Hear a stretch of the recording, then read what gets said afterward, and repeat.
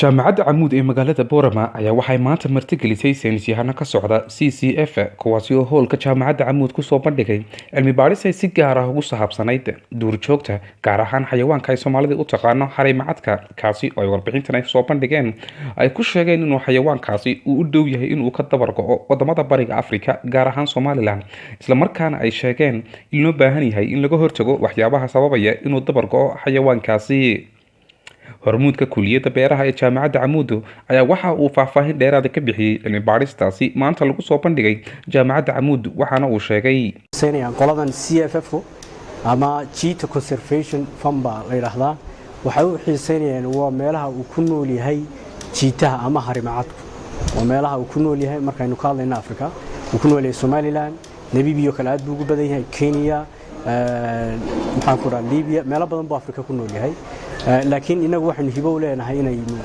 sidoo kale uu ku noolaan karo number fiican sidoo kale idna waxa muhiim ah inay tahay Somaliland meelaha sida sharci darrada marmarka qaar looga ugaarsado maaragtaanay looga ugaarsado maxaan ku dhahaa harimacadka ayay ka mid tahay waana sababta ay u danaynayaan inay markaa xog dheeraad ka ogaadaan iyaga laftoodu way ka hawl garaan Somaliland waxaana jira meelo gaar ah oo ay ku xanaaneeyaan ama tiimankoodu ku xanaaneeyaan maxaan ku dhahaa harimacadka oo Hargeysa kale ay ka mid tahay marka ahmiyad gaar ah la saaray in dadka la wacyi geliyo lana ogaado muhiimadda uu maaragtaanay uu leeyahay maxaan ku dhahaa deegaanka harimacadku marka inaga micno gaar ah inoogu fadhidaa hadaynu nahay Somaliland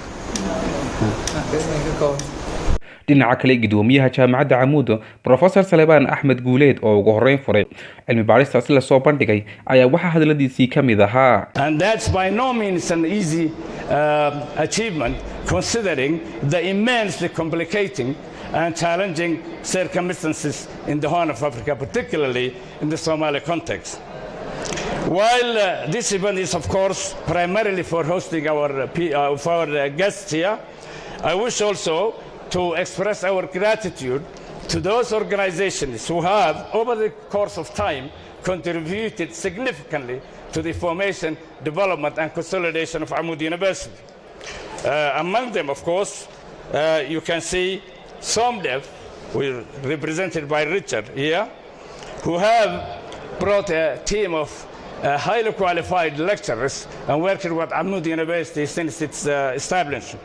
We are also very grateful to academicians from all over the world, from those countries around the world, who teach here, especially East Africa, Sudan, Germany, and Finland as well.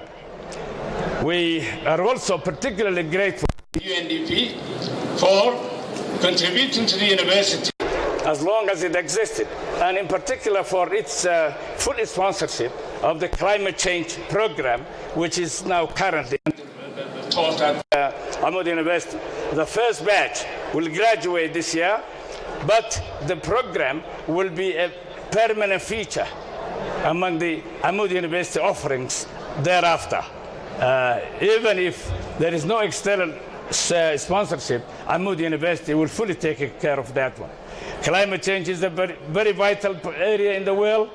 It's the talk of the day, and we in Somaliland particularly are affected by that one. So even though we are not specialists and you are not specialists on that, we have to know the implications that climate change holds for survival of mankind.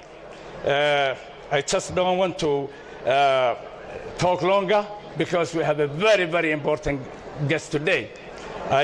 Finally, I have the great honor to introduce our speaker today, Dr. Luria Maka, Executive Director of CCF. Dr. Maka, welcome please. haweeney ka socotay aqoon-yahanada soo bandhigaya cilmi baadhistan oo iyadoo ahayd shakhsiga warbixin dheer ka horjeedisay ardayda jaamacadda camuud iyo macallimiinta jaamacadda ayaa waxa ay warbixinteedu u dhignayd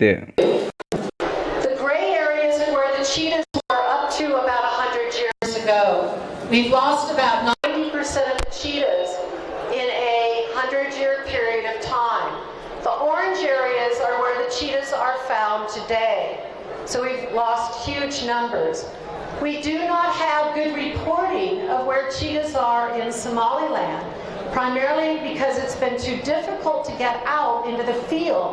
And this is something that we could get your assistance on, working with your professors, and to look at the possibility of doing some field studies together. ugu dambeyn markii ay soo dhamaatay munaasabadaasi lagu soo bandhigayay sidii looga hortagi lahaa dabargo'a duurjoogta ayaa ardayda jaamacadda Camuud waxay su'aalo weydiiyeen aqoon-yahanada soo bandhigay cilmi baarista.